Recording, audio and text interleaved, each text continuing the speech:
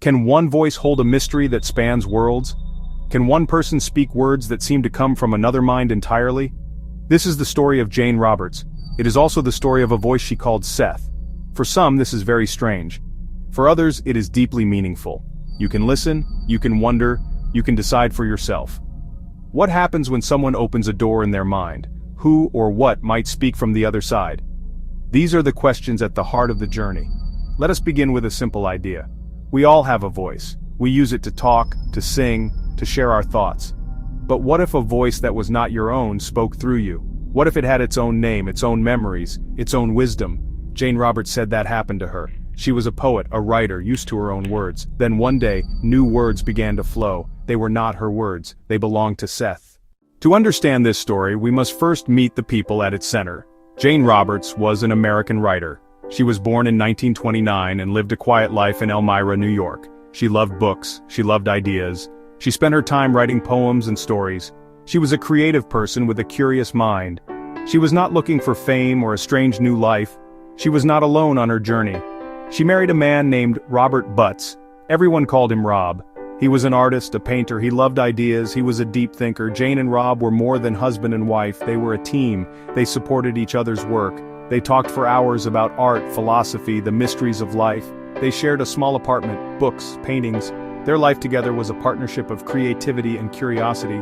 This partnership became the foundation for the strange events that were to come. Before Seth, Jane and Rob were just two creative people trying to make a life, facing the same challenges as anyone else. One evening in September 1963, something new and unexpected happened. Jane was sitting at her desk trying to write a poem. Suddenly her mind was flooded with ideas. The words came in a rush, faster than she could think. They were not her usual thoughts. The title for this flood of information came to her clearly: The Physical Universe as Idea Construction. She felt compelled to write it all down. She described the feeling as if a part of her mind had suddenly opened up. She told Rob about this strange experience. They were surprised. They were deeply curious. What was this? They decided to explore this new phenomenon. They started by using a Ouija board, a tool they thought might help focus this energy. Through the board, messages began to spell out. The messages claimed to be from a personality named Seth. This was the first time they heard that name. The voice on the board was intelligent, consistent, had a distinct personality. Soon the Ouija board was no longer necessary. During one of their sessions, Jane began to speak the words aloud. Her eyes were closed, her own personality seemed to step aside. A different voice came through, a stronger, more masculine, slightly formal voice. This voice identified itself as Seth. Seth explained that he was an energy personality essence, no longer focused in physical reality. The notes that Rob Butts took during the sessions grew into a mountain of paper. There were thousands of pages, all filled with the words spoken by Seth. This vast collection of information is what we now call the Seth Material. It is not just one book, but a whole library of transcripts and writings. It covers an incredible range of topics: the nature of the soul, the structure of the universe. It is a detailed and complex philosophy that came into the world through Jane Roberts' voice and Rob Butts' dedicated note-taking. From these session notes, Jane wrote several key books that have been read by millions of people. Perhaps the most famous is Seth Speaks. In this book, Seth introduces himself and lays out his core teachings. He speaks directly to the reader, explaining his perspective on reality. Another foundational book is The Nature of Personal Reality. This book is more of a practical guide: beliefs, thoughts, feelings. It offers exercises for changing your life by changing your mind. Other important books followed. Together, these books form a complete and challenging system of thought. The Seth Material is known for its density and its depth. The language Seth uses is precise and sometimes intellectual. The material has been a source of inspiration for many writers, thinkers, and spiritual seekers for over 50 years. What happens when we die? This is one of the biggest questions we face. Seth offered a very detailed and comforting answer. He said that life does not end when the physical body stops working. He taught that our consciousness, our self, is not the body. The self is made of energy and awareness. It existed before the body was born, and it will continue to exist after the body dies. Death, in Seth's view, is not an ending. It is a transition, like walking from one room into another. It is a change of focus. According to Seth, the experience immediately after death is gentle. You do not suddenly face a final judgment or an eternal punishment. Instead, you are often greeted by friends, loved ones who have passed on before you. You may also be met by guides, teachers who are there to help you understand what has happened. At first, you might feel a little confused. You might even try to go about your old daily routine. But the process is one of waking up to a new, freer reality without the limitations of a physical body. After this initial period of adjustment, Seth said, there is a time for review and learning. This is not a judgment from an angry God, it is a self-evaluation. You are able to look back at the life you just lived. You can see and feel how your choices and actions affected not only you, but everyone you interacted with. You experience the joy you gave to others, and you also experience the pain you may have caused. The goal is not punishment. The goal is deep understanding and compassion. The idea of reincarnation is central to the Seth Material. Seth taught that we live many lives, not just one. He said that the soul, or the larger self, is on a grand journey of learning and experience. Each lifetime is like a single day in school. In one day you might have a math class. On another day, you might have an art class. Each class teaches you something different.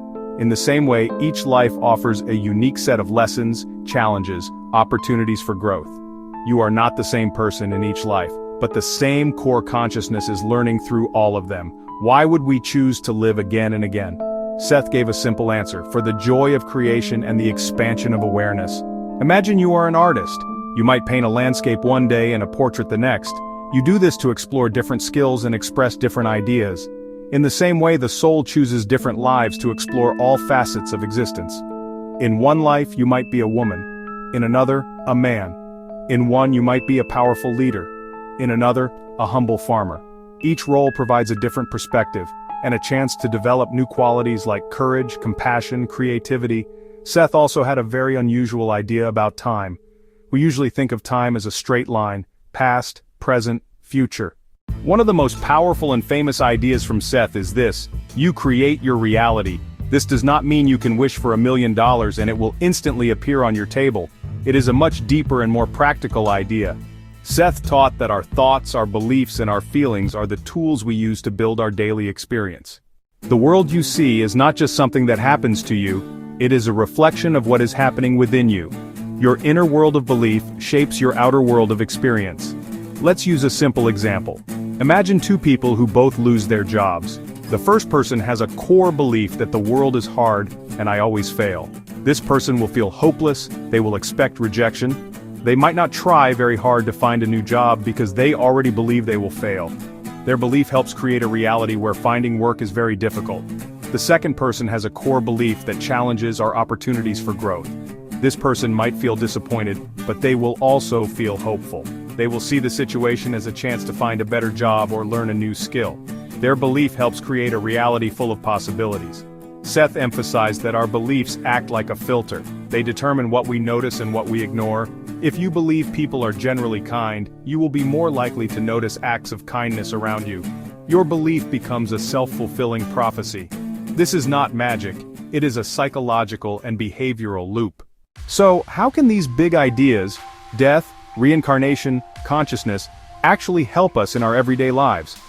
Seth's teachings are not just for philosophical debate. They are meant to be practical tools for living a better, more joyful life. If we accept that consciousness creates reality, the first step is awareness of our thoughts. Spend a few minutes each day writing down the thoughts that run through your mind. Don't judge them, just observe. Are they mostly positive? Are they mostly negative? Are they hopeful? Are they fearful? Noticing is the beginning of change. Next, consciously choose your beliefs. Seth said a belief is a thought you keep thinking. You can install new beliefs. Old belief: I am not good enough. New belief: I am learning and growing every day. Write the new belief down, say it out loud. Look for small pieces of evidence that support it. With patience and repetition, it will feel natural and shape your reality positively. Seth valued imagination. Your imagination is a real creative force. Use it to build a blueprint for the future you want. Imagine your goals as already achieved. Don't just think about it. Feel the emotions. Feel the joy, feel the pride, feel the peace. This isn't wishful thinking, it's aligning your energy and subconscious with your outcome. Then you'll naturally take actions toward that goal. Now, after exploring this strange and fascinating story, you may be asking yourself, is this true? That is a very important and very fair question. The story of Jane Roberts and Seth is not something you can easily prove or disprove. There is no scientific instrument that can measure a non-physical personality. There is no way to verify the claims about life after death or past lives. Because of this, people have many different views on the Seth Material, and all of them deserve respect. Some people believe completely. They believe that Jane Roberts was a genuine channel, and Seth was exactly who he said he was. For these individuals, the teachings have changed their lives. They have found comfort in the ideas about death. They have found empowerment in the concept that they create their own reality. The material resonates with them on a deep, intuitive level.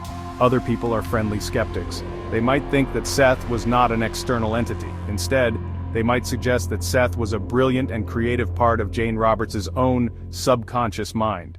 Perhaps her own deep wisdom, her higher self, found a way to speak by creating this persona. In this view, the material is still incredibly valuable. It is seen as a work of profound psychological and creative genius. It is a testament to the amazing, untapped potential that lies hidden within the human mind. The source is different, but the wisdom is the same. In the end, perhaps the source of the material is not the most important question. The Seth Material exists. The books are here for us to read. We can approach them with an open and curious mind. What might you discover if you decided to look within?